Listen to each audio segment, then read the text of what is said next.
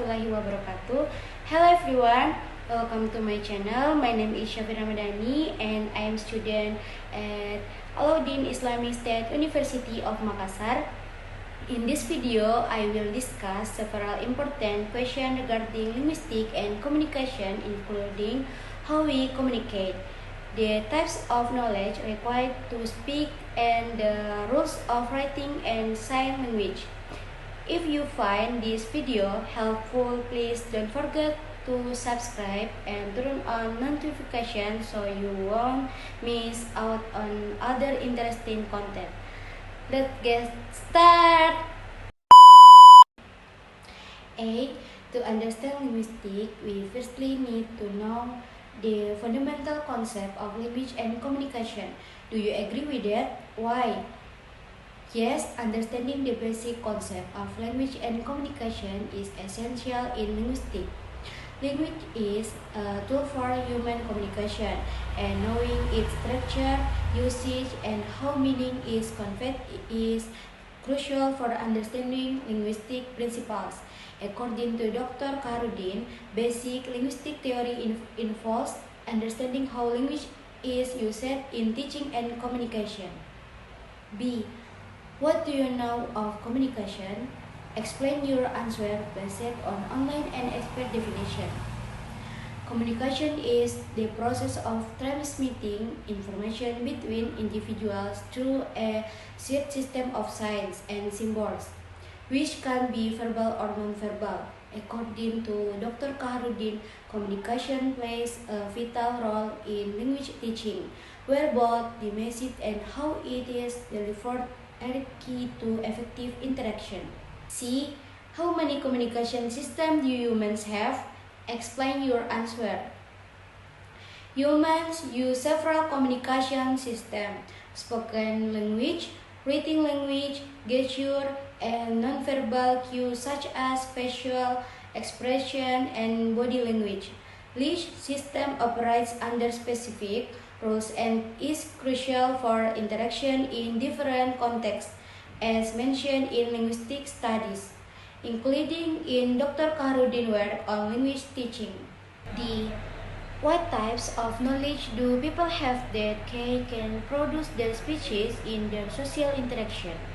Explain your answer. To communicate effectively, people must have 1. Linguistic knowledge, or knowing the rules of language. 2. Pragmatic knowledge, or understanding the context of communication. 3. Cultural knowledge, or awareness of social norms. 4. Discourse knowledge, or structuring information logically. These types of knowledge are often highlighted in linguistic teaching strategies as per Dr. Kaharudin's book. E. What is writing as a communication system? Between speech and writing communication system, which one attracts most language attention to be explored? Why? Writing is a system where spoken language is represented through symbols.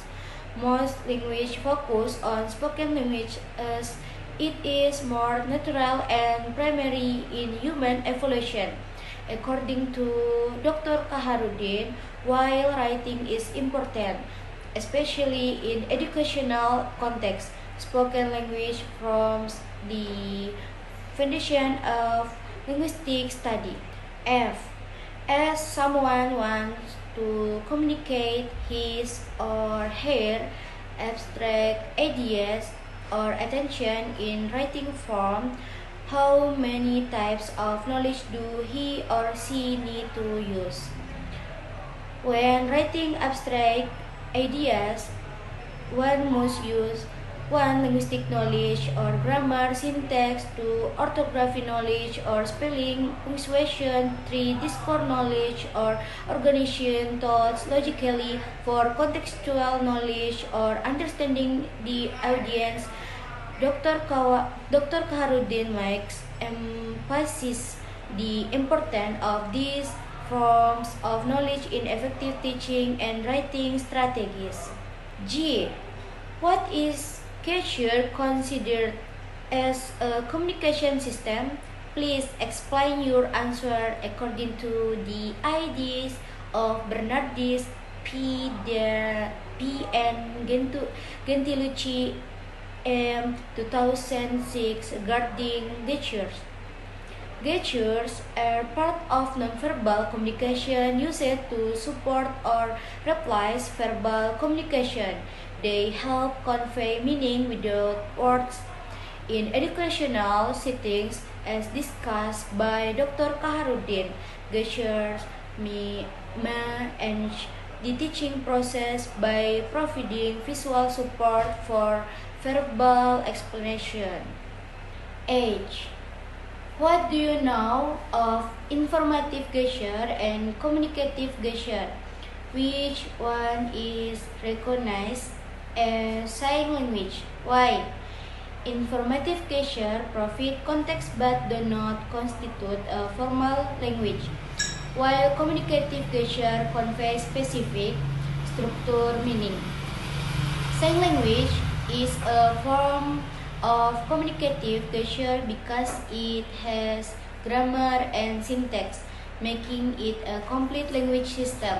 Dr. Kaharudin may discuss the role of gesture in language teaching, especially in terms of enhancing understanding. Do you agree with most linguists claim that sign language are also types of natural language? Why? Yes, sign language are considered natural language because they have all the components of spoken language, syntax, grammar, and the ability to express abstract ideas. This aligns with the linguistic principles discussed in the work of Dr. Kaharudin, who focused on language role in communication and education. G. What components do deaf people or as the users of sign language need to learn in sign language? Deaf individuals need to learn 1. Phonology or visual aspect like hand shapes. 2. Morphology and syntax or rules for forming signs and sentences. 3. Semantics or meaning of signs. 4. Pragmatics or how to use signs appropriately in different contexts.